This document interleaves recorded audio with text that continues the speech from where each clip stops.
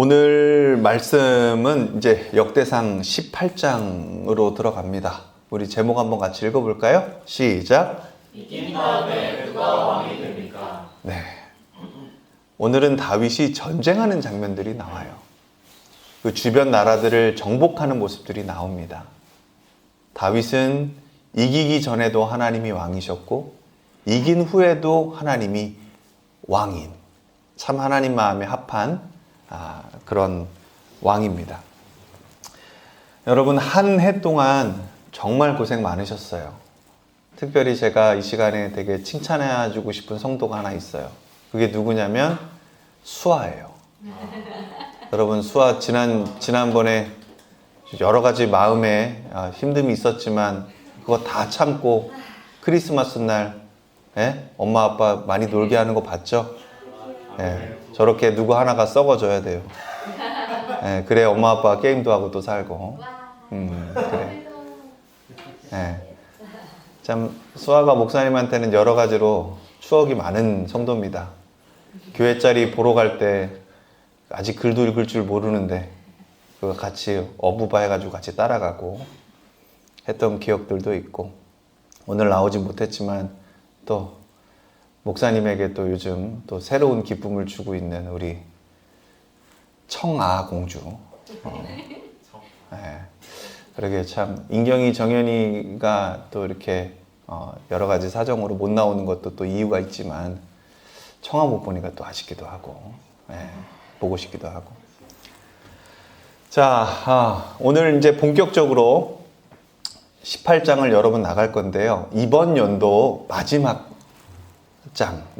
말씀입니다. 여러분, 이제 송구영신 때는 이제 저희가 역대상 강해는 안 할 거고, 하나님이 여러분들에게 주신 그런 말씀과 메시지들을 목사님 1년 동안 받은 것들을 오신 분들에 한해서 이렇게 좀 전해드리려고 합니다. 그래서 송구영신 예배 여러분 기대해 주시고, 그날은 사모님이 만두와 이런 떡국 같은 걸 좀 준비해 주신다고 해요. 그래서 여러분 함께 식사를 누리실 분들은 저희 집에 7시까지, 늦는 분들은 늦게 오시고 배고프시면 저희가 식사를 좀 제공하도록 이렇게 할까 합니다. 자, 오늘 제목 다시 한번 읽어보겠습니다. 역대상 18장 1절에서 17절의 말씀인데요. 같이 한번 읽어봅니다. 시작. 이긴 다음에 누가 왕이 됩니까? 네. 역대상 18장은 갑자기 전쟁이 시작되는 장이 아닙니다. 18장은 임재가 중심으로 돌아오고 약속이 선포된 다음, 이게 중요해요. 그 약속이 현실 역사 속에서 열매로 나타나고 열매로 터지는 장면입니다. 여러분, 우리가 이제 지난주까지 2주 성탄 메시지를 전하느냐고 지금 역대상이 살짝 왔다 갔다 할 수 있지만 한 번만 더 정리를 할게요. 자, 먼저 13장 빨리 보겠습니다. 거룩함을 가볍게 여긴 열심. 여러분, 그림이 점점 발전되죠? 그죠? 네. 다윗이 언약궤를 옮기려 했습니다. 의도는 되게 좋았죠. 그런데 방식이 하나님 중심이 아니면 예배가 아니라 사고가 된다. 자, 하나님은 같이 읽어봅니다. 시작. 하나님은 가까이 계신 분이시면서 동시에 거룩한 분입니다. 네. 우사가 파열이 돼서 죽었다 이거예요. 그죠? 여러분 기억나시죠? 그래서 다윗이 이제 14장에서 블레셋이 쳐들어올 때 그 법궤를 오베데돔네 집에 잠깐 두고 그 이후에 뭐 합니까? 하나님의 말씀을 연구하고 율법을 연구하고 말씀대로 하나님께 묻는 왕이 됩니다. 그래서 블레셋을 2번 다 격파해 버리죠. 하나님 어떻게 할까요? 여러분, 이렇게 묻는 게 신앙인 줄 믿으시기 바랍니다. 여러분, 신앙은요 해석하는 겁니다. 해석.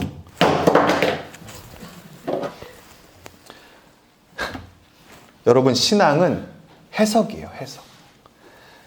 이 문제를 내가 어떻게 해석하느냐, 하나님의 시선으로 보느냐, 내가 주인 되어 보느냐, 이게 신앙의 깊고 낮음의 차이가 됩니다.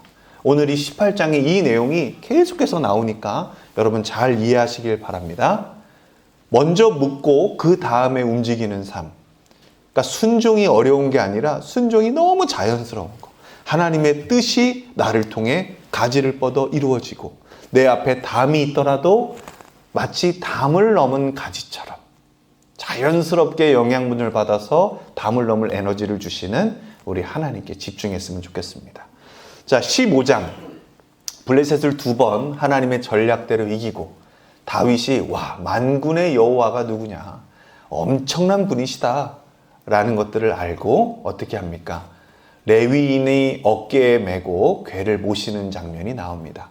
방식이 바뀌었죠. 옛날에는 자신의 어떤 열심과 어떤 사회적 합의로 했다면 이제는 말씀대로 질서대로 하고 있다. 이게 15장의 핵심이었어요. 하나님께 가까이는, 여러분 되게 중요한 표현입니다, 감정이 아닙니다. 순종으로 하는 겁니다. 아멘. 하나님의 말씀 안에 있는 그 순종으로 할 때 감정도 생기는 겁니다. 자연스러운 겁니다. 하나님과 관계 맺지 않고 한평생 그냥 일주일 동안 계속 죄 짓고 살아가지고 와가지고 집중해서 여러분 하나님 앞에 예배하려고 하는 거 굉장히 힘든 일입니다. 여러분 자연스럽게 사시길 바랍니다. 말씀대로 사는 게 자연스러운 겁니다. 자, 문들아 머리 들어라 시편 24편 쫙 한 다음에 역대상 16장에서는 뭐가 있었죠? 예배가 도시의 중심이 되는 모습이 나옵니다. 같이 한번 읽어볼까요? 그 앞에서 시작. 그 앞에서 찬양과 감사가 회복됩니다. 공동체는 다시 하나님 중심의 질서를 갖습니다. 네, 장막, 다윗의 장막에 하나님의 궤를 모시고 연주하는 사람들, 문지기들 밤낮으로 하나님을 찬양하게 하고, 다윗도 그 찬양이 너무 좋아서 주야로 하나님의 말씀을 묵상하고, 야, 주의 성전에 주의 장막에 있는 게 너무 좋습니다. 주의 얼굴을 구하며 한평생 살고 싶습니다. 라고 얘기했던 것들을 여러분 기억하실 겁니다. 하나님의 임재가 이제 뭐예요? 도시 중앙에, 나라 중앙에 딱 들어와 있어요. 그리고 이제 17장에서는 어떤 일이 벌어지냐? 이제 하나님 법궤도 모시고 오고, 하나님이 저를 크게 하셔서 목동이었던 저를 크게 하셔서 이방 나라들도 다 리스펙 받게 하고, 좋은 물건들, 좋은 물품들 다 이렇게 선물로 받게 하셔서 제가 백향목으로 지은 궁전에서 살고 있는데, 우리 하나님께서는 이 장막에 계시는 게 이게 맞습니까? 하나님, 제가 성전을 지어드릴게요 라고 했더니 하나님이 뭐라고 하시죠? 내가 내 집을 세우겠다. 할렐루야. 내가 너와 함께 했고 내 원수를 꺾었고 내 이름을 크게 하겠고 내 왕위를 견고하게 하겠다.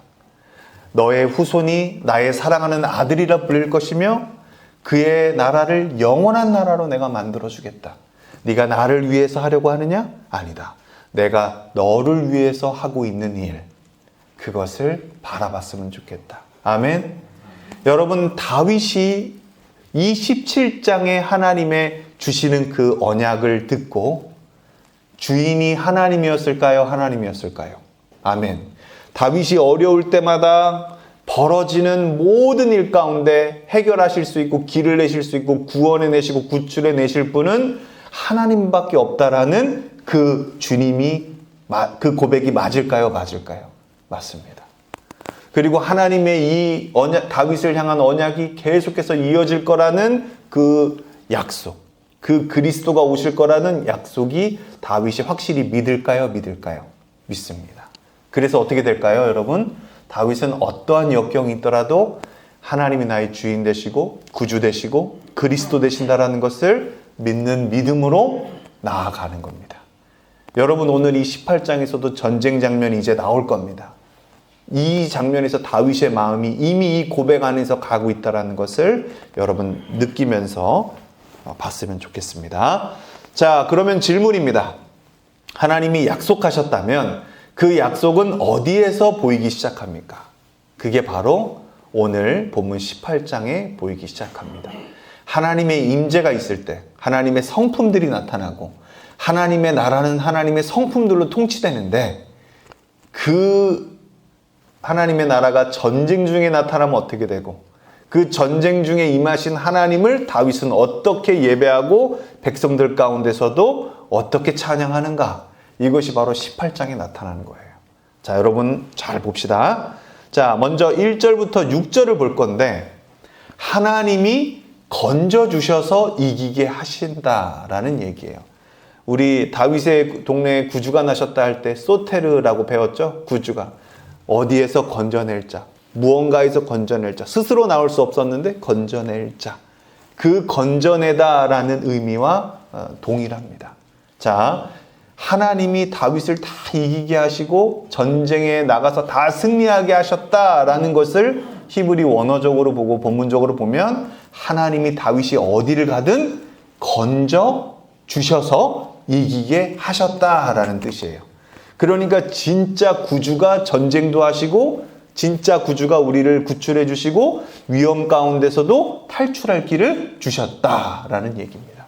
자, 하나님이 하신 일들을 봐야 진짜 다윗이 보이는 거예요. 아멘. 자, 여러분 이거 한번 봅시다. 1절 같이 읽어봅니다. 시작. 그 뒤에 다윗이 블레셋 사람을 쳐서 그들을 굴복시켰다.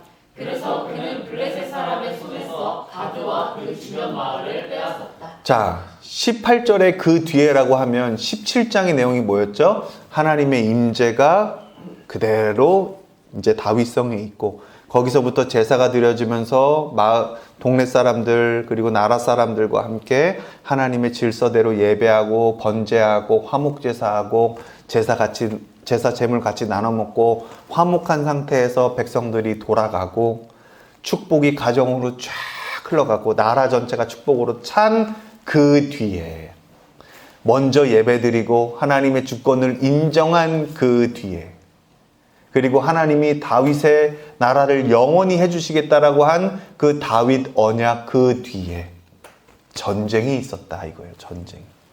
자, 블레셋 사람을 쳐서 그들을 굴복시켰다. 그래서 그는 블레셋 사람의 손에서 가드와 그 주변 마을을 빼앗았다. 여러분 우리가 블레셋 마을들이 진짜 보통 쉽지 않은 데라는 걸 우리 성경을 통해서 알고 있었어요. 사사기 시절 하나님이 왕이었지만 왕으로 인정하던 그 시절 가드에 얼마나 많은 일들이 있었고 얼마나 많은 전쟁이 있었고 침략이 있었습니까? 그런데 다윗의 때에 드디어 하나님의 주권을 선포하고 하나님 나라가 임했다라고 온 백성에게 말하는 그 왕이 서자마자 그동안 그렇게 하나님을 업신여기고 괴롭혔던 그 블레셋이 드디어 꼬리를 내리기 시작한다는 거예요. 자, 그럼 여러분 1절에서 우리에게 주는 메시지가 뭐냐면 잘 들어보세요. 바로 이겁니다. 다윗이 블레셋을 치고 가드와 그 주변을 취합니다. 이건 지도 한 칸의 문제가 아니라는 거예요. 중요한 핵심은 뭐냐면 하나님이 약속하신 왕권이 서고 그 임재가 중심에 돌아왔기 때문에 가장 가까운 위협, 블레셋의 압박이 꺾인다는 거예요.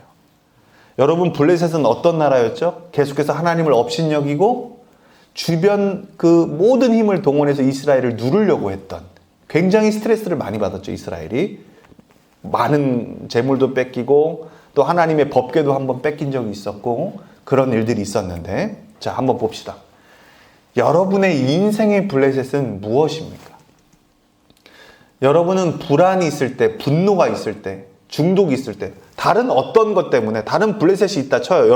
나를 계속 찌르는 블레셋이 있어서 그 블레셋과 문제가 있으므로 내 안에 불안이 생기고 내 안에 분노가 생기고 내 안에 어떤 자극적인 유혹들이 있어서 하나님 말고 다른 것들을 섬기게 되는 중독이 있고 또 다른 나라는 이만큼 센데 왜 우리는 저만큼 세지 못할까? 저 사람은 저만큼 잘하는데 왜 나는 이럴까? 저 사람은 말씀을 저렇게 잘 전하는데 왜 난 이렇게 못 전할까? 저 사람은 이만큼 하는데 왜 난 이렇게 못할까라는 비교의식, 돈 걱정, 그리고 인정받고 싶은 그 인정의 중독들. 여러분, 이런 블레셋이 여러분 인생에 있습니까? 나를 누르고, 나를 불안하게 하고, 나를 분노케 하는 그 쟤만 없어졌으면 좋겠어 라고 하는 그 블레셋. 여러분 거기서 내가 나올 수 있었어요?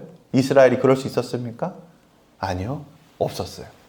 그런데 이 하나님의 임재와 하나님의 주권이 서니까 하나님의 나라가 임하니까 어떻게 되죠? 블레셋이 지게 된다는 거예요. 자, 하나님의 나라는 같이 읽어봅니다. 내가 강해지는 종교가 아니라 하나님이 눌림을 꺾으시는 통치입니다. 아멘. 다윗이 싸움을 잘해서 블레셋을 이겼다라고 표현하는 게 아니에요, 성경은. 하나님이 블레셋으로부터 오는 여러 가지 인생의 문제들을 꺾어 눌러 놓으셨다는 겁니다. 여러분, 내 인생의 분노, 불안, 중독, 비교, 돈 걱정, 그 외에 육체의 일들과 같은 여러 가지 일들, 거기서부터 여러분 내가 헤어나올 길이 없습니다. 이 문제 하나 해결되면 끝난 것 같죠? 또 들어옵니다. 결국 내가 그것들을 누를 수 있을 거라고 생각하는데, 내가 더 강해져야 된다고 생각하는데, 여러분, 성경은 다윗이 강해져서 이겼다라고 표현하지 않는다는 거예요. 우리들은 이 불안과 분노와 중독과 비교와 돈에서 다 어떻게 말하면 해방돼야 된다고 얘기해요. 그러면서 어떻게 얘기하죠? 네가 강해져야 된다고 얘기합니다. 네가 더 해야 된다고 얘기합니다. 아니요, 여러분. 돈이 더 많아지면요, 더 많은 사람 보고 비교한다니까요. 돈이 더 많으면요, 이 돈을 어떻게 써야 될까 또 불안하기도 한다니까요. 이게 다 없어지면 어떻게 되지 하고 결국 육체의 일들로서는 답이 안 나요. 또 다른 일이 벌어지고 또 다른 일이 벌어집니다. 그러면 답은 뭐냐? 이 1절이 얘기해 주는 거예요. 하나님의 나라가 나를 강하게 하는 게 하나님의 나라가 아니라, 하나님이 강하시고 하나님이 나의 연약함들을 구원해내시고 그 연약함들이 가짜라고 눌러주시고 꺾어주실 때 비로소 난 그걸 정복하게 된다는 거예요. 할렐루야. 여러분, 우리를 중독게 하고 비교하게 하고 우리를 분노하게 하고 우리를 어렵게 하는 것들이 나타나면 어떻게 합니까? 다 피하려고 해요. 피하려고 해요. 여러분, 그건 답이 아닙니다. 진짜 답은 피하는 게 아니에요. 내가 약하니까 피하는 게 아닙니다. 진짜 답은 뭐냐면요, 하나님께 피하는 겁니다. 하나님께 나아가는 겁니다. 더 정확하게 표현하면 뭐예요? 여기 나와 있는 것처럼 하나님의 나라를 누리는 거예요. 그럴 때 하나님의 성품이, 하나님의 통치가 그 모든 가짜의 것들을 드러내고 하나님이 힘이 세셔서 그 모든 것들을 눌러버리는 겁니다. 여러분, 이게 블레셋을 이기는 유일한 길입니다. 아멘. 골리앗도 똑같고요. 나를 누르려고 하는 모든 것들은 내가 누르려고 더 강해지는 게 아니라 그건 세상과 똑같은 방법이에요. 그 방법이 아닙니다. 자, 더 읽어보죠. 2절입니다. 시작. 다윗이 또 모압을 치니 모압 사람들이 다윗의 종이 되어 그에게 조공을 바쳤다. 네, 다윗이 또 옆에 나라 모압도 쳤다는 거예요. 그랬더니 조공을 바칩니다. 모압이 종이 되고 조공을 바치는 장면. 여러분, 조공은 단지 선물이 아니라 이게 중요해요. 누가 주권자인가를 인정하는 행동이라는 거예요. 하나님이 세우신 통치가 현실이 되자 주변이 왕이 누구인지를 인정하는 방향으로 움직인다는 거예요. 모압은 다윗이 왕으로 봤는데 진짜 다윗이 원했던 건 뭐냐면 다윗이 믿는 하나님을 보길 원했다는 거예요. 그래서 다윗이 가장 먼저 한 행동이 뭐라고요? 법궤를 모셔오고 하나님이 우리 가운데 진짜 왕이시다. 이 도시의 왕은 하나님이시다. 이 나라의 왕은 하나님이시다를 선포했다는 거예요. 그리고 백성들이 다 안다는 거예요. 그러니까 이스라엘 영화나 전쟁신 보면 다 뭡니까? 여호와를 위하여 싸우자라고 하잖아요. 그 다음에 다윗을 위하여 싸우자라고 하잖아요. 그죠? 그 순서가 바뀌면 교만한 거고. 진짜로 여러분, 이게 너무 중요한 거예요. 그래서 2절은 뭘 얘기하고 있다? 그렇게 괴롭혔던 블레셋과 모압이 이제는 다윗이 누구를 바라보고 있는지를 보고 있더라. 그런데 3절은 그것을 인정하지 않고 자기가 주인 되고 싶어하고 자기가 모든 힘을 갖고 모든 제국을 누려서 주변 나라들을 자기 마음대로 자기가 심판자가 되어서 선악간의 심판자, 생명의 주관자가 되어서 다 자기 마음대로 하고 싶은 그 사람이 하나 등장합니다. 그 사람이 누군가 한번 보죠. 3절 소바왕입니다. 같이 읽어보죠. 시작. 소바왕 하다데셀이 유프라테스 강쪽으로 가서 그의 세력을 굳히려 할 때에 다윗이 하맛까지 가면서 그를 무찔렀다. 네, 하다네셀이 쉽게 말하면 유프라테스 강 쪽. 여러분 4대 문명의 유프라테스 있죠? 그러니까 여기는요 엄청난 곳이었는데 이걸 쉽게 말하면 유브라데가 왜 등장할까? 요 얘기입니다, 여러분. 이 유브라데 방향은 당시 큰 길목이었고요. 상업, 군사, 이동 통로였어요. 그 길을 잡고 있는 거는요, 쉽게 말하면 지역 왕이 아니라 제국급으로 클 영향력을 가질 수 있다라는 거예요. 그러니까 이 소바왕이 똑똑하긴 해요. 그래서 저 유브라데를 딱 잡고 있으면 유통도 되고 군사도 되고 상업적으로 내가 다 가질 수 있겠구나. 내가 제국의 힘을 갖기 위해서는 저기를 내가 꼭 가져야겠구나. 그러려면 다윗이랑 싸울 수밖에 없겠구나. 다윗이 문제가 아니야. 나의 큰 비전을 이루려면 저런 것들은 다 나의 적이야. 그래도 충돌을 피할 수가 없는 흐름이 만들어져요. 이 3절에서. 자, 이 전쟁은 땅 싸움이 아니라 누가 왕이냐의 싸움이에요. 여러분, 포로 갔다 온 역대상에 있는 포로 갔다 온 이 세대들이 하나님의 말씀으로 먼저 질서를 세우고 회복이 될 때 하나님 나라가 임한다. 그리고 이제 드디어 족보 쭉 나오고 망한 왕, 사울 왕, 후회되는 왕 나오고 13장부터 다윗 이야기가 쭉 퍼지면서 오늘 18장 드디어 하나님의 임재가 있고 다윗의 언약까지 있을 때 하나님은 어떻게 하나님 나라로 전쟁을 이뤄가시고 싸우시는가? 그러니까 이거는 다윗과 소바왕의 싸움이 아니라 소바왕과 하나님의 싸움이라는 거예요. 그러니 이 소바왕이 얼마나 죄된 사람이냐, 얼마나 죄된 그 욕심으로 하느냐. 세상에서는 더 많이 가지려고 하고 더 많이 힘이 있어야, 더 많이 돈이 있어야 큰 제국이고 큰 힘이라고 하고 그게 파워라고 하고 그런 걸 하나님이 다 도와주셨다라고 하는데, 진짜 하나님의 나라가 임하고 진짜 하나님이 통치하시는 것은 과연 그거와 똑같은 모양이냐? 여러분, 우리가 분별해서 볼 줄 알아야 된다는 거예요. 왜? 하나님을 이용해 예배하고 하나님을 이용해 사업하고 하나님을 이용해 해먹으려는 사람들이 너무 많다는 거예요. 여러분, 그래서 우리가 말씀은 있는 그대로 순수하게 봐야 되고, 그래서 다윗이 때로는 죄를 짓기도 하지만 하나님 앞에 정말 순수했다는 거예요. 그 모습이 여러분 오늘 18장에 계속 나오니까 집중해서 봐주시길 바랍니다. 자, 누가 왕이냐? 같이 읽어볼게요. 세상은 시작. 세상은 늘 더 크게, 더 강하게, 더 지배하게로 왕국을 세웁니다. 그런데 예수님은 더 낮게, 더 섬기게 십자가로 왕이 되십니다. 그래서 복음은 성공하게 아니라 왕좌 교체입니다. 아멘. 네. 여러분, 요즘 많은 교회들에서 성공하는 법을 가르쳐줘요. 성공학 개론 가르쳐줍니다. 성경이 말하는 성공.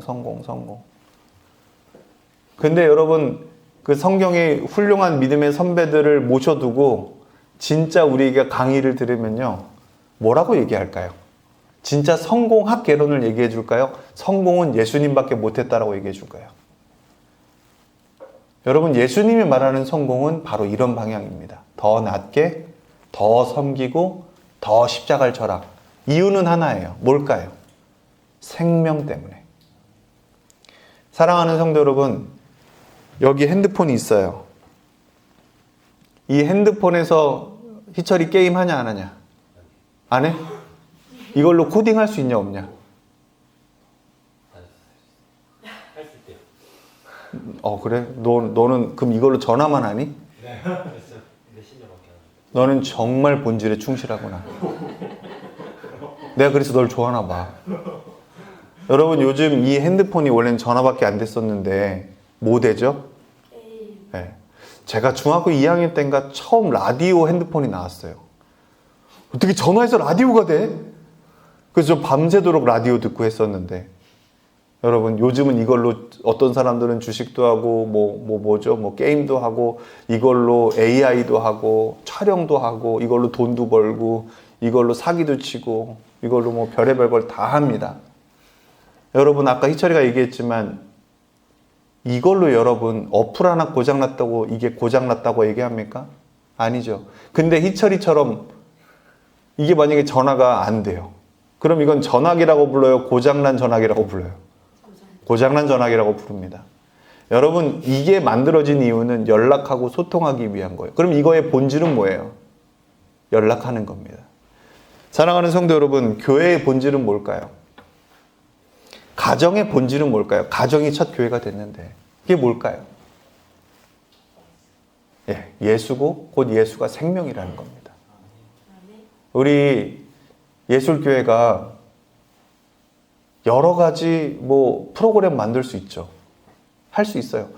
이것도 할 수 있고요. 저것도 할 수 있고요. 뭐 주식 잘하는 법도 가르칠 수 있고요. 뭐 코인에서 읽지 않는 법도 가르칠 수 있고요. 코딩 잘하는 법, 뭐 하는 법 진짜 여러 가지 거 만들 수 있습니다. 그런데 거기에 생명이 없으면요. 저는 하고 싶지 않아요. 왜냐하면 고장난 교회예요. 고장난 교회 되고 싶지 않습니다.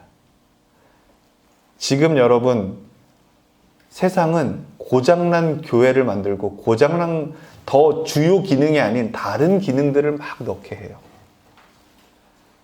가정에 여러분 가장 필요한 본질이 뭘까요? 가장 필요한 본질이 뭘까요? 생명입니다. 생명. 황인서윤이 지금 아이를 키우는데 수아에게 생명 빼고 다 줘요. 그럼 제가 행복할까요? 아닙니다.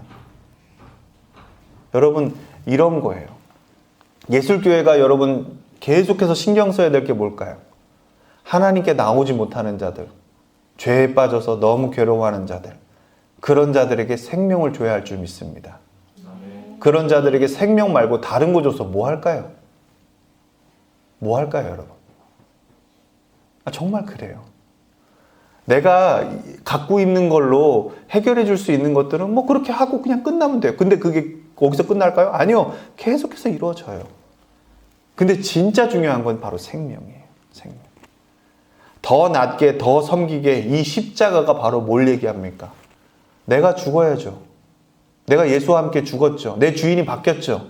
그러니까 난 더 나아질 수 있고 난 더 낫게 갈 수 있고 더 십자가로 갈 수 있는 거죠. 왜요? 내 생명은 내 게 아니라 예수의 거니까. 예수의 생명을 주셨으니까. 여러분 이게 세상과는 전혀 다른 길이에요. 그러니까 여러분이 세상에서 많이 배울수록 성경과는 부딪혀야 돼요. 근데 내가 세상에서 배운 것과 성경에서 배운 게 전혀 부딪히지 않는다? 그건 여러분 어딘가 고장난 거예요. 어딘가 고장난 거예요.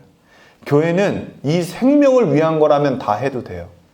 하지만 내가 하고 있는 모든 일에 생명이 없다? 내가 하고 있는 가정에 생명이 없다? 내가 하고 있는 교회에 생명이 없다? 내가 교회로 사는데 생명이 없다? 말이 안 되는 거예요, 여러분. 할렐루야? 예. 그래서 복음은 성공하게 아니라 왕자를 교체하는 거예요. 예수가 내 왕이 돼야 되는 거예요. 아멘? 그래야 우리가 그렇게 살 수 있는 겁니다. 4절 읽어보죠. 다윗은 시작. 다윗은 그에게서 병거 1000대를 빼앗고 기마병 7000명과 보병 20000명을 포로로 사로잡았다. 다윗은 또 병거를 끄는 말 가운데서도 백필만 남겨놓고 나머지는 모조리 다리의 힘줄을 끊어버렸다. 예. 레위기에 적혀 있는 대로 왕의 덕목을 행하는 거죠. 자기의 병거와 자기의 힘이 더 많아지지 않도록 하나님을 의지하도록 다 이런 것들을 스스로 끊어버렸다라는 거예요. 이의 아들 솔로몬은 끊어버리지 않아요. 이걸 가지고 무역을 합니다. 더 큰 돈을 벌어요. 그래서 타락하죠. 자, 4절을 좀 디테일하게 볼게요. 병거, 마병, 보병 다 무력화하고 백병거만 남깁니다. 여기서 굉장히 중요한 장면이 나옵니다. 자, 말과 병거를 다 군사력을 극대화하지 않는다는 거예요. 대부분 무력화하고 일부만 남깁니다. 자, 같이 읽어볼게요. 승리 후 시작. 승리 후 가장 큰 유혹은 이제 내가 암전을 쌓아야지입니다. 다윗은 승리 후에도 하나님을 왕으로 모시는 절제를 선택합니다. 아멘. 여러분 이 절제가 바로 어디에서 나올까요? 하나님의 관계에서 나오는 겁니다. 아멘. 하나님과 관계가 떨어져 있는 사람은요, 지금 나한테 이런 기회가 오면 절제가 안 돼요. 내가 하고 싶은 대로 합니다. 하나님이 나한테 주신 거니까 내 거네로 갑니다. 그래서 이렇게 해야지, 저렇게 해야지, 저렇게 해야지 합니다. 하지만 다윗은 광야를 겪었어요. 내가 하고 싶은 대로 못했어요. 하나님이 가라고 하면 가야 됐고, 여기 숨어 있으라고 하면 숨어 있어야 됐고, 나로 인해서 수많은 제사장들이 죽는 모습까지 봤어요. 그러니 진짜 하나님이 나를 구원해 줄 수 있는 유일한 분이라는 걸 깨닫고 나의 주인이라는 걸 깨달은 그가 내리는 결정은 아주 자연스러운 절제가 나온다는 거예요. 이 절제가 참아야지, 아까워, 사울처럼 그렇게 하는 게 아니라 이 절제가 막 힘들어서 나 굉신히 절제했잖아, 이게 아니라 하나님이 나한테 하신 일들을 봤을 때 이게 맞아. 이게 맞지가 된 거예요. 너무 자연스러운 선택이죠. 자, 순종, 선택적 순종, 불순종을 목사님이 이렇게 좀 구분해서 갖고 왔는데 첫 번째, 순종부터 볼게요. 성공했을 때에도 하나님이 왕이라고 믿고 자연스럽게 다윗처럼 절제하는 게 성공의 모습이에요. 아멘? 두 번째, 이게 조금 머리 아파요. 이런 사람들이 교회에 많으면 진짜 머리 아파요. 바로 선택적 순종이에요. 이런 사람들의 주요 레파토리는 뭐냐면 기도해 보겠다는 거예요. 잘 보세요, 여러분. 평소엔 하나님, 불안하면 말병거. 그 말병거를 내 안전장치로 삼는 거예요. 그리고 그것을 왕으로 삼는 거예요.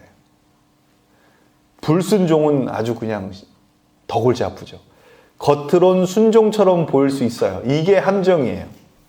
하나님 이름은 말하지만 실제로는 하나님을 신뢰하는 게 아니라 늘 내 힘, 숫자, 통제를 믿어요. 네. 여러분 깨끗한 순종하시길 바라요. 저도 관계 속에서 그 자연스러운 열매를 맺으면서 살게요. 할렐루야. 아멘. 이런 사람들은요, 특징이 뭘까요? 기브 앤 테이크가 없어요. 주는 게 기뻐요. 왜요? 왜 기쁠까요? 왜 기쁠까요? 하나님이 나의 공급자시니까. 아멘. 너무 간단해요. 자, 이 말씀을 통해 우리가 알 수 있는 것은 같이 읽어봅니다. 시작. 절제입니다. 절제는 의지력 자랑이 아니라 하나님이 왕이실 때 생기는 열매입니다. 아멘. 내가 절제하느냐고 얼마나 힘들었어 이게 아니라 하나님이 나의 주인이고 왕일 때 자연스럽게 생겨나는 게 뭐다? 절제. 즉 성령의 열매 중에 절제가 있을까요? 있을까요?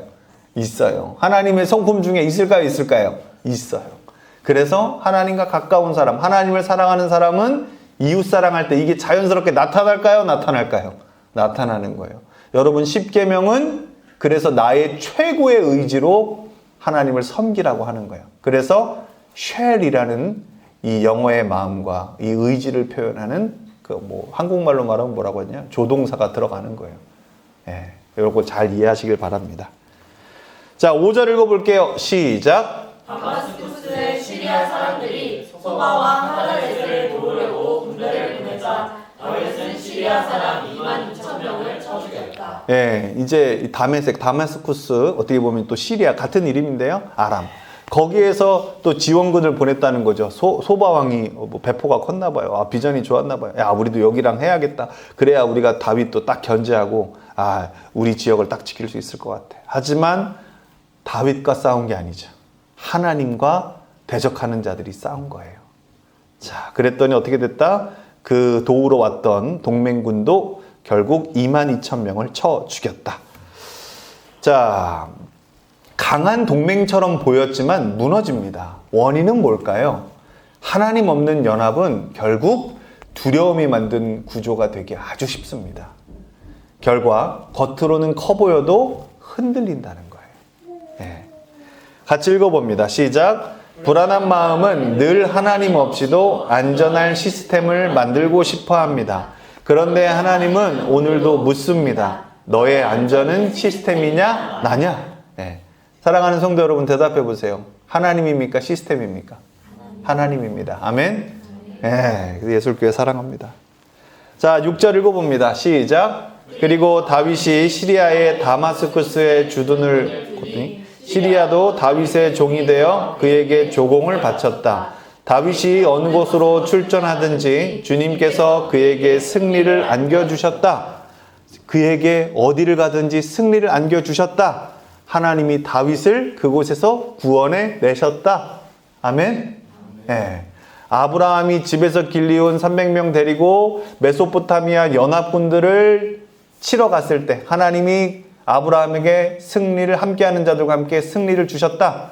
구원해 주셨다. 구출해 주셨다. 똑같은 말이에요. 똑같은 말. 여러분 하나님의 자녀로 사시는 게 영광인 줄 믿으시기 바랍니다. 누리시기 바라고 담대하게 사시길 바랍니다. 하나님이 여러분을 구원하셨고 예수로 확증하셨습니다. 아멘. 자, 여기서 본문이 결론을 내립니다. 여호와께서 다윗이 어디로 가든지 이기게 하셨다. 이 문장은 원래 느낌은 이거예요. 자, 하나님이 다윗을 건져 주셨다. 아멘. 네, 여러분 이거 믿으시기 바랍니다. 하나님이 희철을, 고통 가운데 있는 희철을 건져내 주셨다. 네, 아플 때마다 하나님이 희철을 건져내 주셨다. 이걸 믿으시기 바랍니다. 자, 같이 읽어봅니다. 기독교는 시작. 기독교는 자기개발 종교가 아니라 구원 그 자체입니다. 우리는 스스로 왕이 되려다 죄와 죽음과 정죄 아래 무너집니다. 그래서 예수님이 오셔서 십자가로 죄값을 지시고 부활로 새 생명을 여셨습니다. 건져주심이 복음의 중심입니다. 아멘. 그러니까 여러분들은 역대상 18장 1절에서 6절에서 다윗이 싸움 잘하더라를 읽은 게 아니에요. 하나님이 어디를 가시든지 다윗을 구원해 내셨다. 건져내셨다. 할렐루야. 여러분도 동일합니다. 하나님을 아버지로 믿고 하나님 나라 속한 사람들, 하나님의 통치를 받는 사람들은 어디를 가든지 어떤 문제를 만나든지 하나님이 어떻게 하신다? 싸워주시고 건져내 주시더라. 할렐루야. 아멘. 이게 복음을 누리고 있는 사람들의 태도입니다. 자, 이제 7절에서 13절을 볼 겁니다. 내용은 이래요. 승리는 내 자랑이 아니라 하나님께 드려짐으로 흘러가야 한다. 다윗이 전쟁에 이기고 전리품을 받습니다. 근데 이걸 다윗이 어떤 방향으로 돌리는지가 중요해요. 자, 한번 봅시다. 7절입니다. 시작. 그때 다윗은 하다데셀의 신하들이 가지고 있던 금방패를 다 빼앗아서 예루살렘으로 가져왔다. 예, 와, 금방패까지도 그냥 화려한 거 다 뺏어서 예루살렘으로 가져왔어요. 자, 결국 예루살렘으로 가져와요. 이제 질문은 이거예요. 승리의 결과를 어디에 둘 것인가? 내 왕국에 장식할 거로 둘 것인가? 하나님께 드리는 재료로 드릴 것인가? 여러분, 다윗은 어떤 선택을 했을까요? 네, 하나님께 드리는 재료로, 성전 만드는 재료로 썼어요. 그럼 그의 아들, 광야를 겪어보지 않은 솔로몬은 금장식을 자기 집에 뒀을까요? 어디다 뒀을까요? 네, 자기 집, 자기 왕궁, 자기 침대, 심지어 자기 근위병들에게도 금장식을 들게 했어요. 네. 여러분, 다윗이 얼마나 하나님과 가까웠는지 그의 삶에 할 수 있었으나 자연스럽게 절제가 되는 거, 자기 절제가 자기 어떤 정신력과 정신 승리가 아니라 하나님의 자연스러운 열매라는 거. 여러분, 이걸 누리시길 바라고요. 그래서 순종은 어려운 게 아니라 하나님을 바라보는 자에게는 자연스러운 거라는 거. 여러분, 하나님 말씀대로 사는 거 어렵죠? 어렵죠? 여러분, 속지 마세요. 어려운 게 아니라 하나님을 못 봐서 그래요. 아멘? 여러분, 살다 보면 기도가 안 나올 때가 있어요. 예, 있어요. 진짜 있어요. 그런데 잊지 마십시오. 그때는 내가 기도하는 시간이 아닌 겁니다. 누가 기도하게요? 내 안에 계신 성령님이 기도하는 시간입니다. 그 성령님의 탄식 소리가 내가 기도가 안 나올 때 들려요. 여러분, 그거 들으면 힘이 날까요? 그때 납니다, 여러분. 그때. 그러니까 여러분, 기도든 모든 것들은 내 능력으로 하는 게 아닙니다. 하나님의 능력이 나에게 흘러오는 겁니다. 아멘? 그게 여러분 진짜 복된 거고, 하나님의 나라는 하나님의 통치를 받으면서 사는 거예요. 그걸 누리시길 바랍니다. 자, 8절 읽어봅니다. 시작. 또 다윗은 하다데셀의 두 성읍 디브앗과 분에서는 노새를 아주 많이 빼앗아 왔다. 이것으로 솔로몬이 바다 모양 물통과 기둥과 놋그릇을 만들었다. 예, 솔로몬이 그렇게 해서 만든 것도 있지만, 왜냐면 솔로몬 때 만들었으니까, 예, 자기가 삥땅 쳐서 갖고 있는 것도 꽤 많았습니다. 자, 놋을 많이 취했어요. 그걸 다 성전 기구로 씁니다. 놋 청동이 많이 확보돼서 이제 성전 기구가 되고요. 승리를 자기 영광으로 묶어두지 않고 예배, 즉 하나님 중심으로 흘러가도록 다윗은 자연스럽게 순종하고 세팅이 되어간다는 거예요. 자, 핵심은 이겁니다, 여러분. 정말로 모든 것들, 하나님 주신 것은 다윗처럼 하나님께 올려드리는, 하나님께 흘려보내드리는 여러분들 되시길 바랍니다. 절제는 내가 하는 게 아니라 하나님이 주시는 능력인 겁니다. 선물인 겁니다. 할렐루야. 아멘. 좋습니다. 같이 읽어보죠. 시작. 다윗은 전리품을 성전으로 돌렸지만 예수님은 자기 몸을 우리를 위해 내어주셔서 우리가 하나님께 돌아갈 길을 여셨습니다. 아멘. 아멘. 다윗은 전리품을 성전으로 돌렸지만 예수님은 자기 몸을 우리를 위해 내어주셨다. 우리가 하나님께 돌아갈 길을 여셨다.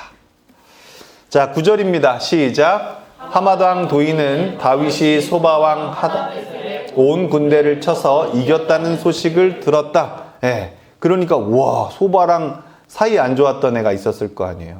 그 애가 다윗이 이겼다는 얘기를 듣더니 이제 선물을 보내는 장면이 나옵니다. 10절 시작. 그는 자기의 아들 요람을 다윗 왕에게 보내어 무난하게 하고 다윗이 하다네셀과 싸워서 이긴 것을 축하하게 하였다. 하다네셀은 도이와 서로 싸우는 사이였다. 요람은 금, 은과 노스로 만든 물건들을 가져왔다. 네. 여러분, 여기에는 화평의 그림이 있습니다. 하나님이 왕이시면 관계가 달라집니다. 사울은 다 그런 주변 나라들과 그런 게 없었는데 하나님 나라에 이제 하나님이 왕이십니다 라고 마치 이렇게 인정하는 왕이 하나 서니까 성령의 열매인 화평의 모습들이 나라에서, 주변 나라들, 괴롭히는 나라에서 하나님이 다 꺾으시고 그들이 조공을 바치며 화평의 제스처를 취하더라. 요 얘기가 이렇게 달라진다는 겁니다. 그러니까 하나님 나라는 하나님의 성품으로, 절제와 화평으로, 사랑으로 이렇게 임한다는 것을 여러분들 보시면 됩니다. 11절 읽어봅니다. 다윗 왕은 시작. 다윗 왕은 이것들로 따로 구별하여 에돔, 모압, 암몬, 블레셋 사람, 아말렉 여러 민족에게서 가져온 은과 함께 주님께 구별하여 바쳤다. 네. 다윗 왕은 이것들도 다 따로 구별해서 이거는 이 나라 거, 이건 이 나라 거, 이건 이 사람 거, 저 사람 거, 모든 민족에서 가져온 그것을 다 구별해서 드렸다. 자, 이게 중요한 표현인데 구별해서 드렸다라는 것을 신학적인 용어로 성별해서 드렸다라고 합니다. 이걸 쉽게 바꿔보면요, 이렇게 표현할 수 있어요. 내 것에서 빼서 주님의 것으로 돌려드리는 것, 소유권이 바뀌는 것, 이거 다 주님의 것입니다. 저에게 줬지만 다 주님의 것입니다 하는 것, 이게 내 거인 것 같지만 하나님 것입니다라고 다 드리는 것, 이게 거룩하게 구별해서 드렸다, 즉 성별했다라는 뜻입니다. 자, 죄는 반대로 말합니다. 죄는 이거와 정반대로 말해요. 내 인생은 내 거야, 내가 주인이야, 이게 바로 죄의 본질입니다. 하나님을 떠나 내가 왕이 되면 결국 나는 심판자가 됩니다. 사랑하는 성도 여러분, 이렇게 살지 맙시다. 사람을 정죄하고 비교하고 낙인 찍고 내 기준이 선악이 되게 됩니다. 이런 죄악된 모습들은 2025년도에 오늘 예배 이후로 다 끊어지기를 예수 그리스도 이름으로 축복합니다. 아멘. 12절 읽어봅니다. 시작. 수리아의 아들 아비새가 소금 골짜기에서 에돔 사람 18,000명을 쳐 죽이고, 자, 소금 골짜기에서 이 광야 같은 곳에서 에돔을 쳐서 승리합니다. 환경이 좋아서, 기회가 좋아서 승리한 게 아니라 똑같아요. 하나님이 건져주셔서 승리가 왔다는 거예요. 아멘? 아멘입니다. 그러니까 여러분 싸우지 마시고 하나님을 의지하십시오. 할렐루야. 하나님이 여러분들을 건지시고 대신 싸워주십니다. 13절 에돔 시작. 에돔에 주둔군을 두었다. 마침내 온 에돔 사람이 다윗의 종이 되었다. 다윗이 어느 곳으로 출전하든지 주님께서 그에게 승리를 안겨주셨다. 아멘. 어느 곳으로 가든지 승리를 안겨주셨다. 이제 봄부터 예술교회 찬양팀 더 하나님 앞에 우리의 젊음과 우리의 모든 것들을 드리고 생명을 위해서 나가서 이제 버스킹을 할 텐데, 이 말씀을 여러분 잘 인용해서 적용해서 선포했으면 좋겠습니다. 예술교회 찬양팀이 어느 곳으로 버스킹을 나가든지 주님께서 그에게 생명을 안겨주셨다. 아멘. 네, 그걸 믿으시기 바랍니다. 자, 한 번 더 강조합니다. 성경은 여호와께서 다윗이 어디로 가든지 이기게 하셨다. 성경이 원인을 2번 말하는 이유는 하나입니다. 같이 읽어봅니다. 인생을 시작. 인생을 해석하는 원인을 바꾸라는 것, 내 실력이 아니라 하나님의 은혜. 아멘. 신앙은 해석이라고 했죠. 그 해석의 원인을 바꾸라는 거예요. 해석의 본질을 내가 잘한 게 아니라 하나님의 은혜였어. 이렇게 바꾸라는 겁니다. 자, 14절부터 17절 오늘 이제 마지막 단락인데요. 하나님이 왕이신 통치는 공정함과 책임으로 열매 맺는다라고 이렇게 이해하면 되실 것 같습니다. 자, 14절 읽어볼게요. 시작. 다윗이 왕이 되어서 이렇게 온 이스라엘을 다스릴 때 그는 언제나 자기의 백성 모두를 공평하고 의로운 법으로 다스렸다. 자기 백성을 이렇게 공평하고 의롭게 다스렸다는 거예요. 그러니까 즉 율법대로 다스렸다. 하나님의 마음과 성품으로 하나님 나라로 다스렸다라고 얘기를 하는 겁니다. 자, 그럼 요걸 조금만 더 볼게요. 자, 다윗이 온 이스라엘을 다스리며 정의와 공의를 행했다라고 하는데, 정의와 공의 여러분 개념은 알지만 요걸 조금 더 쉽게 한번 바꿔보면요, 이런 얘기입니다. 자, 첫 번째 정의부터 갈게요. 같이 읽어볼게요. 시작. 공정하게 판단하고 바로 잡는 것, 즉 하나님의 말씀대로 판단하고 기준 삼고 바로 잡는 것을 정의라고 말합니다. 자, 그럼 공의는 뭐냐? 읽어볼게요. 시작. 관계와 삶을 바르게 세우는 것. 아멘. 하나님의 정의의 말씀으로 판단하고 기준을 세웠죠. 그러면 그 기준대로 내 삶에 관계가 생기는 거고, 이웃과 관계가 생기는 거고, 일할 때도 관계가 세우는 거예요. 그게 바로 공의예요. 그러면서 정말 하나님 말씀 안에는 뭐가 있다? 정의와 공의가 있고, 하나님의 성품들로 하나님을 사랑하는 것처럼 자연스럽게 순종해서 이웃 사랑하는, 이 나라 사랑과 이웃 사랑이 연결되게 했다라는 거예요. 그러니까 다윗은 뭘로 심판했다는 겁니까? 뭘로 정의하고 뭘로 공의했다는 거예요? 하나님의 율법. 그 율법대로 행했더니 주변 나라들이 다 하나님과 대적해서 졌고, 그러니까 어떻게 해요? 자기네가 완전히 죽고 싶지 않으니까 그 다윗의 하나님을 보고 뭘 했다는 겁니까? 화친을 청하고 화평을 전하고, 그렇게 해도 안 되겠으면 자기가 살려고 가서 재물이라도 갖다 바쳤다는 거예요. 네. 여기에서 노하우가 나오는데, 다윗이 모든 사람들, 힘이 있는 사람들이든 과부든 고아든 나그네든 다 뭐 했다? 하나님의 말씀으로 정의가 세워지게 하고 그들에게 공의가 흐르게 했더라. 아멘. 그게 하나님의 나라, 즉 가장 큰 계명, 하나님 사랑, 이웃 사랑의 아주 멋진 포인트가 됐더라. 좋습니다. 같이 읽어볼게요. 시작.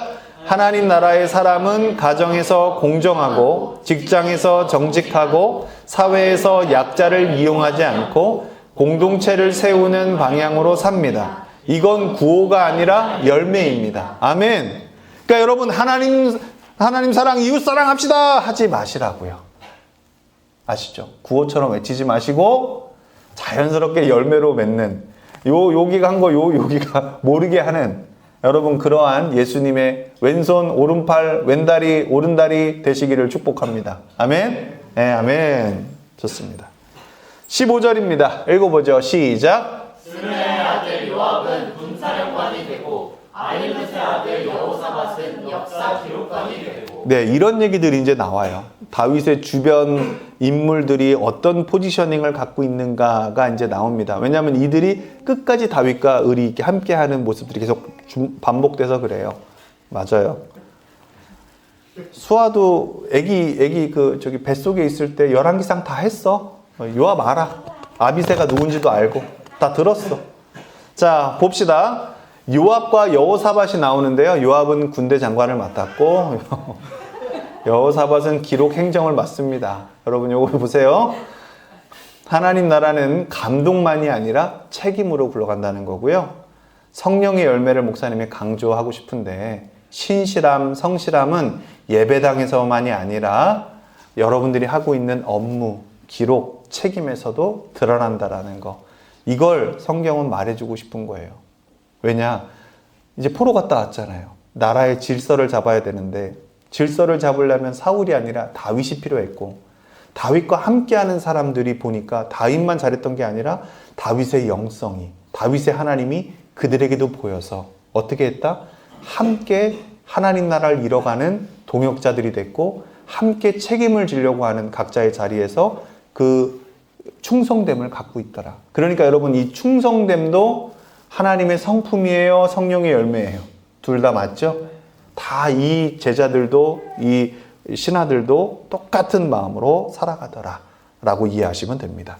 16절입니다. 시작. 아이들의 아들 사독과 아비아달의 아들 아히멜렉은 제사장이 되고 사워사는 서기관이 되고. 사워사 맞아요. 예, 사워사는 서기관이 되고. 예, 자, 좋습니다. 자, 사독, 아비멜렉, 사워사가 나옵니다. 예배, 제사장, 그리고 문서, 서기관, 이 모든 직책들이 함께 나옵니다. 즉, 통치가 하나님을 밀어내면 폭력이 되지만 예배가 중심이 되잖아요? 그러면 질서가 됩니다. 여러분 잘 보십시오. 이 나라에 정치하는 사람들이 하나님의 질서를 밀어내면 이것은 반드시 나라의 폭력이 됩니다.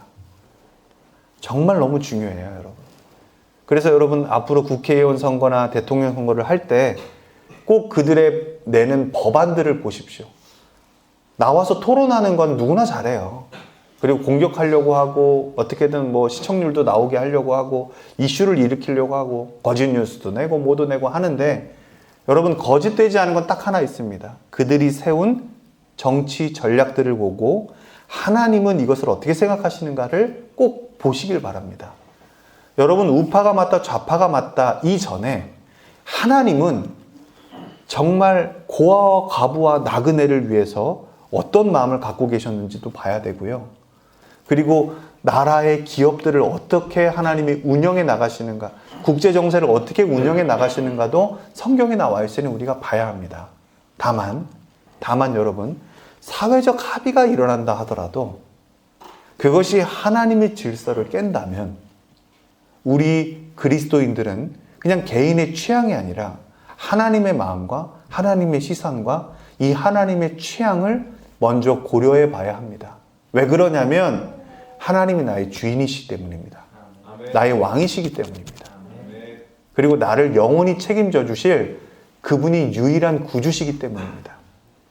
그래서 그래요. 그래서 여러분 이 투표권 그냥 주어진 게 아닙니다. 많은 사람들의 피와 많은 사람들의 헌신으로 세워진 겁니다.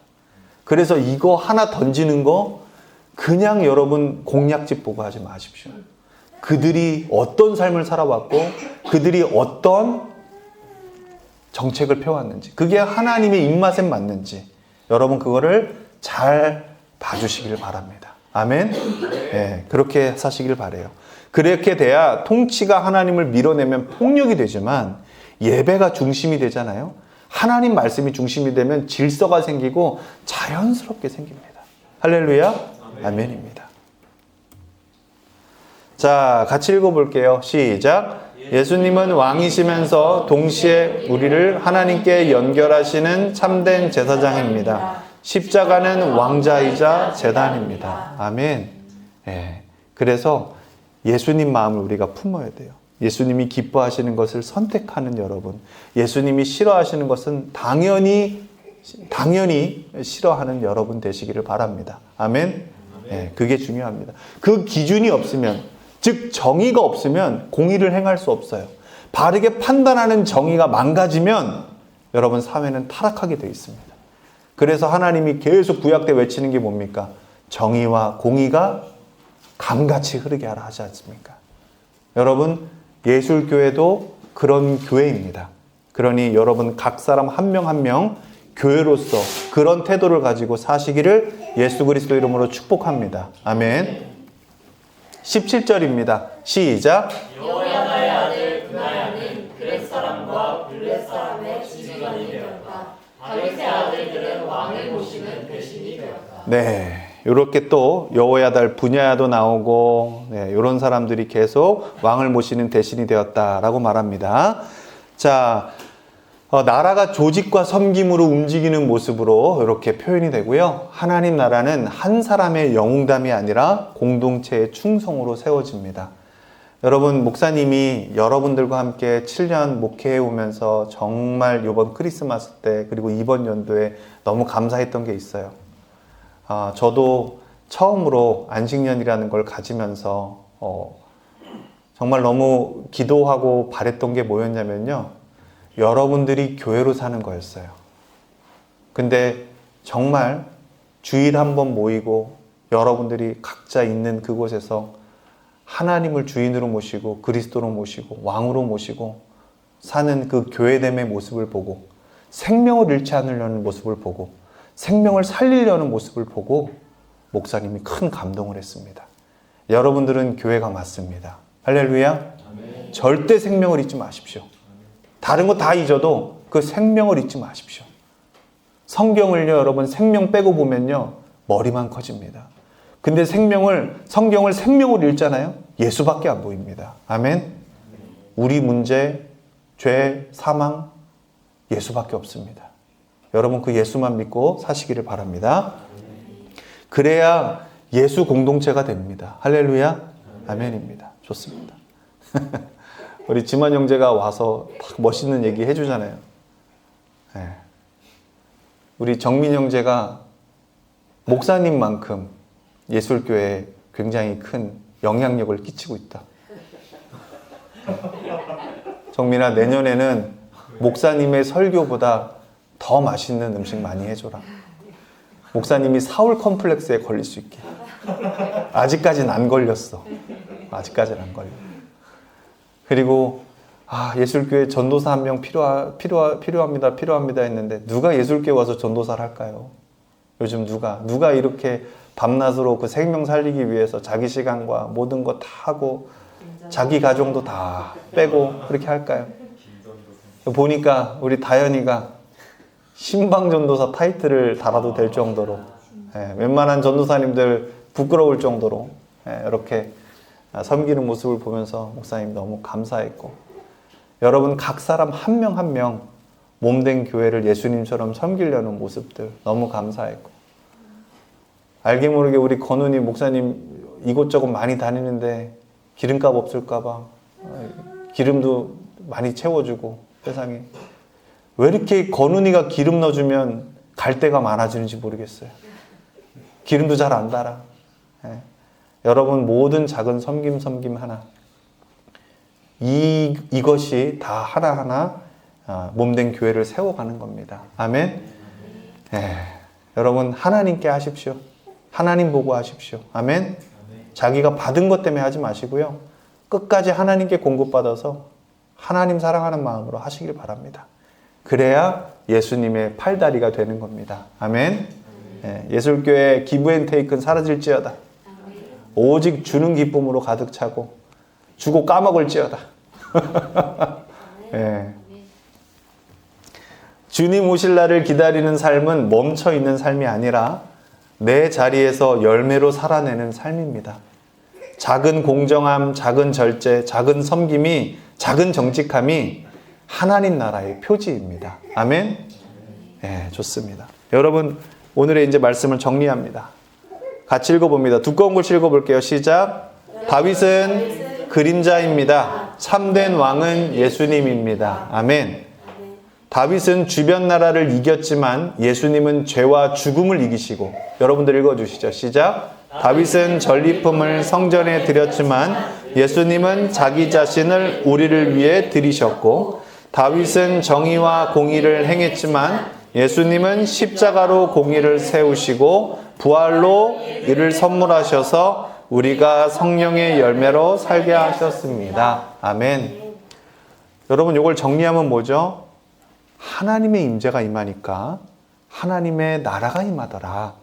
하나님의 나라는 하나님의 성품으로 통치되더라.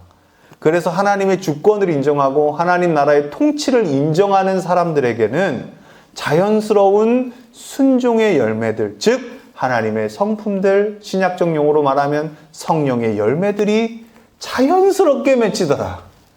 그러니 그 성령의 열매들에게는 생명이 나타나더라. 할렐루야. 아멘. 그게 예수 그리스도가 내 안에 주인이 되었다라는 증거고, 이제 계속 예수님이 여러분들의 주인과 그리스도와 왕이 되셔서 성령님과 함께 이 모든 것들을 다윗보다 더 크게 성화시켜 가시고 이루어 나가시더라. 이게 오늘 18장의 주요 핵심 내용이었습니다. 이제 여러분들이 적용하고 함께 찬양할 마지막 질문을 좀 드리도록 할게요. 오늘 여러분 한번 한 주 동안 생각해 보시길 바랍니다. 그리고 연말이 끝나기 전까지 생각해 보시길 바래요. 말과 병거, 즉 내가 의지하는 안전장치를 하나 있다면 떠올려 보시길 바랍니다. 그리고 적어 보시길 바래요. 그리고 그 자리에 복음을 펼쳐 놓으십시오. 아멘. 예수님이 이미 나를 건져주셨다. 그 복음을 펼쳐 놓으시길 바랍니다. 그 확신이 선택적 순종을 무너뜨리고 기쁜 순종을 가능케 한다라는 거. 그래서 25년도를 그렇게 잘 마무리하고 26년도를 함께 여는 송구영신 예배 때까지 여러분 그것을 잘 확인하고 기도하고 복음으로 이겨내시기를 바랍니다.